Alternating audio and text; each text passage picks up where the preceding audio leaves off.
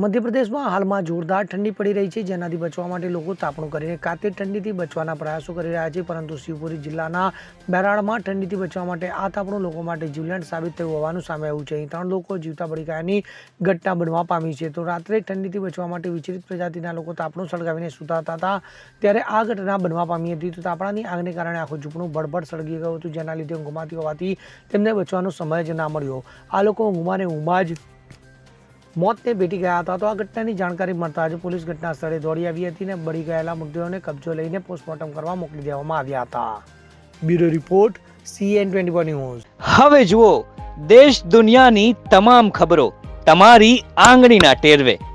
ઉઠાવો મોબાઈલ અને Google Play Store પરથી ડાઉનલોડ કરો અમારી CN24 ન્યૂઝ મોબાઈલ એપ.